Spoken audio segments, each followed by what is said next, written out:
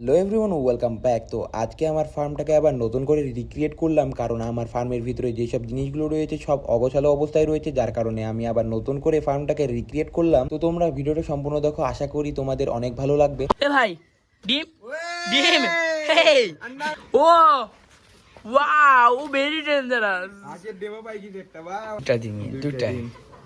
দুইটা সেটআপের অবস্থা একদম খারাপ। আজকে আমাদের সেটআপ আছে, সেই সেটআপটা একদম সুন্দর করে পরিষ্কার করবো। সেটআপের এই ঘরটা আছে, এটা ওই সাইডে সরিয়ে দেবো, আর এটা হালকা সাথে চাপিয়ে দিব, আর এই ঢোকটা ওই কোনায় সেট করে দেবো, যাতে এই দুইটাতে খরগোশ থাকে, এটাতে হাঁস থাকে, এটাতে মুরগি থাকে।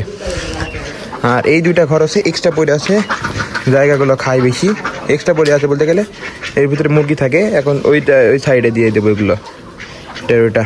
তো ফার্মের ভিতরে প্রথম কাজ ছিল আমাদের যে অগোছালো কাঠগুলো ছিল সেগুলো এক জায়গায় করে বেঁধে এগুলোকে এখান থেকে আমরা অন্য কোনো জায়গায় রেখে দেবো, যাতে এই নোংরাটা আর এই ফার্মের ভিতরে না থাকে। তো আমরা কাঠের বোঝাটা আমাদের ফার্মের একদম পাশে ছাদের নিচে একটা জায়গায় রেখে দিলাম, যেখানে রাবিশগুলো ছিল। তো এইটা টানতে আমাদের অনেক কষ্ট হয়েছে, আর আমি তো একা এগুলো কখনোই করতে পারবো না, যার কারণে আমার বড় ভাই আমাকে সাহায্য করছিল। সিরিয়াসলি এই কাঠের ওজন ছিল অনেকটাই বেশি, আর এগুলো টানতে আমাদের অনেক সমস্যা হয়েছে। আমরা ওখানে কাঠগুলো ধুয়ে আমাদের ফার্মের ভিতরে অনেকগুলো খাঁচা ছিল যেগুলো পরিত্যক্ত, ওইগুলোতে এখন আমরা কিছুই রাখি না। ওইগুলো আমাদের ফার্মের সাথে যে চালটা ছিল সেই চালের উপরে রেখে দিলাম। এবার আমাদের কাজ হচ্ছে আমাদের যে মুরগির ঘরটা ছিল সেই মুরগির ঘরটাকে আগে প্রথমে নামিয়ে নেওয়া, আর নামিয়ে নেওয়ার পরে দেখলাম যে এখানে যে নিচে যে তক্তাটা ছিল সেই তক্তার উপরে মল পড়ে একদম অবস্থা খারাপ হয়ে গেছে। তো এর আগে যদি আমি পরিষ্কার করতাম তাহলে আর এমন নোংরা হইতো না। তো তারপরে এখন হয়ে গেছে, এখন এটা কিছু করার নেই, এটা আমাদের একটু পরিষ্কার করে আবার যেখানে ছিল সেখানে সেট করে দিতে হবে। মূলত আমরা এখানে মুরগির ঘরটা যেখানে ছিল সেই জায়গায় রাখবো, তবে আমাদের মুরগির ঘরটাকে একটু উঁচু জায়গায় রাখতে হবে, যাতে আমাদের মুরগিগুলো ভালোভাবে থাকতে পারে। এরপর আমাদের যে তক্তাটা ছিল সেই তক্তাটা আবার তক্তার জায়গায় রেখে দিলাম, আর নিচে একটু বেশি করে ইট দিয়ে দিলাম যাতে একটু উঁচু হয়। তোমাদের তো এটা বললামই। এখানে যে মুরগির ঘরটা রয়েছে সেই মুরগির ঘরটা বসাতে হলে আগে তক্তাটাকে সুন্দরভাবে বসিয়ে নিতে হবে, নাহলে এই মুরগির ঘরটা সঠিক জায়গায় বসবে না, আর মুরগির ঘরটা পড়ে যাওয়ার সম্ভাবনা থাকবে। তো তারপরে আমরা সুন্দরভাবে বসিয়ে নিয়ে আমরা এখন আমাদের যে মুরগির ঘরটা আছে সেটা আগে ওই তক্তার উপরে তুলে দেবো। এখানে আমাদের যে মুরগির ঘরটা ছিল সেটা কিন্তু অনেকটাই ভারী ছিল, আর আমরা দুইজন মিলে এটাকে তুলতে অনেক বেশি কষ্ট হয়েছে আমাদের। আর বাংলা কিন্তু একটা প্রবাদ আছে যে কষ্ট করলে কেষ্ট মেলে, তো আমরা সেই নিয়ম অনুযায়ী আমাদের কাজটা করে যাচ্ছিলাম। আমাদের কাজে যাই হোক না কেন আমরা এই কাজটাকে সম্পূর্ণ করেই ছাড়বো আজকে। এদিকে আমরা এই মুরগির ঘরটাকে ঠিক জায়গায় বসাতে পারছিলাম না, তবে আমরা কিছুক্ষণ ধরে চেষ্টা করার পরে আমরা ঠিকই সেই মুরগির ঘরটা একদম সঠিক জায়গায় বসাতে পেরেছি। আর তোমাদের তো আগেই বলেছি যে আমার একার পক্ষে এই কাজটা করা সম্ভব ছিল না, যার কারণে আমি আমার বড় ভাইকে ডেকেছিলাম, আর আমি আর আমার বড় ভাই মিলে আমাদের ফার্মের কাজটা করছি। তো আমাদের এখানে যতগুলো জিনিস রয়েছে সবই কিন্তু ভারী, যার কারণে আমি আমার বড় ভাইকে ডেকেছি। আর যদি আমি একা একা করতাম তাহলে এটা আমার দ্বারা কখনোই পসিবল ছিল না। তো এরপরে আমাদের যে হাঁসের ঘরটা ছিল সেই ঘরটাও আমরা একটু উঁচু জায়গায় রাখবো, যার কারণে নিচে অনেকগুলো ইট দিয়ে দিয়েছিলাম। আর ইট দেওয়ার পরে আমাদের যে হাঁসের ঘরটা ছিল সেটাকে আমরা সুন্দরভাবে বসিয়ে দেওয়ার চেষ্টা করছিলাম। প্রথমে আমরা ডান সাইডের দিকে ইট দিয়ে দিয়েছিলাম, যাতে আমাদের ডান সাইডটা যদি একবার কমপ্লিট হয়ে যায় তাহলে আমরা বাম সাইডে ইট দিয়ে খুব সহজেই আমাদের ঘরটাকে দাঁড় করিয়ে ফেলতে পারবো। যা কল্পনা করছিলাম সেই নিয়মে আমরা কাজগুলো করে যাচ্ছিলাম। এখন পর্যন্ত আমাদের কাজে কোনো ব্যাঘাত ঘটেনি। হাঁসের ঘর আর মুরগি ঘর সেট করতে আমাদের প্রায় আধা ঘন্টার কাছাকাছি চলে যায়। ভাই এ ভাই ডিম ডিম হেই আন্ডা মিলিয়া রে।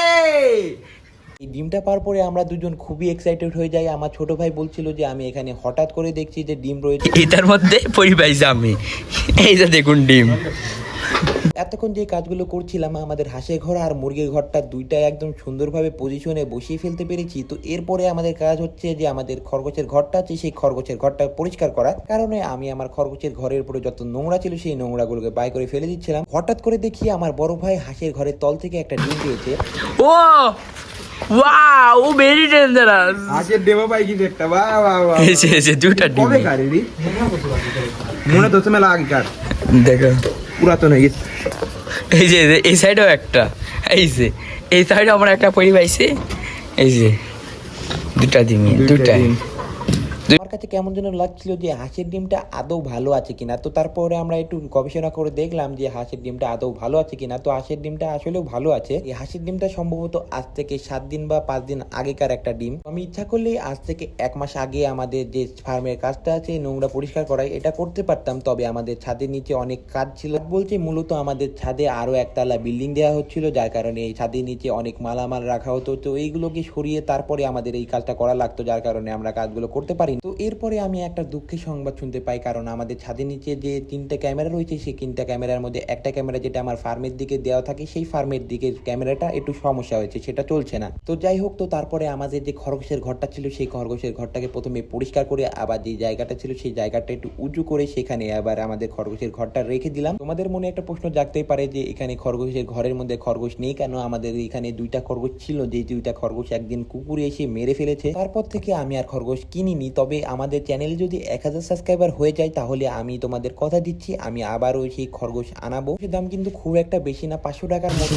এক জোড়া পাওয়া যায়। তবে আমি এটা চ্যালেঞ্জ নিয়েছি যে আমার 1000 সাবস্ক্রাইবার হলেই আমি হচ্ছে খরগোশটা আনাবো। তো আমরা খরগোশের ঘরের কাজটা ঠিকঠাক করে আমরা চলে এলাম আমাদের এখানে যে পরিত্যক্ত 2টা মুরগির ঘর রয়েছে সেই 2টা ঘরকে আবার সুন্দর জায়গায় রাখতে। আর এই ঘর দুটাকে এখান থেকে হটানোর আসল কারণ হচ্ছে এই ঘর 2টা আমাদের ফার্মের ভিতরকার যে জায়গাটা আছে সেই জায়গাটা খেয়ে ফেলে, আর যার কারণে আমরা এখান থেকে আমরা পাশে যে জায়গাটা আছে দেওয়ালের সাথে ওইখানে দিয়ে দেবো, তাহলে আমাদের ফার্মের ভিতরে অনেক পরিমাণে জায়গা হয়ে যাবে। এখানে যে মুরগির ঘরটা ছিল সেটা আগে সুন্দরভাবে এখানে বসিয়ে ফেললাম, তারপরে যে আর একটা ভাঙা মুরগির ঘর ছিল সেটা আবার এইখানে রেখে দেবো, আর এখানে রাখলেই আমাদের মোটামুটি কাজ প্রায় শেষ হয়ে যাবে। ফাইনাল লুকটা দেখার আগে ভিডিওটা কেমন লাগলো, ভিডিওটা যদি ভালো লেগে থাকে তাহলে ভিডিওটা লাইক করে চ্যানেলটিকে সাবস্ক্রাইব করে দাও। আর তোমরা যদি ফেসবুক পেজ থেকে বা টিকটক থেকে দেখে থাকো তাহলে আমাদের চ্যানেলটিকে ফলো করে দিও, আর এই ধরনের ভিডিও পেতে অবশ্যই আমাদের পাশে থাকবে। আর তোমরা যদি এইভাবেই সাপোর্ট করে যাও তাহলে একদিন আমাদের অবশ্যই 1K সাবস্ক্রাইবার হয়ে যাবে, যেটা আমি খুব আশাবাদী। তোমাদের একটা লাইক সাবস্ক্রাইবে কিন্তু আমরা অনেক বেশি মোটিভেট হই, যার কারণে আমরা নেক্সট ভিডিও আপলোড করতে পারি। যাই হোক, অনেক কথা হলো। তো আমাদের যে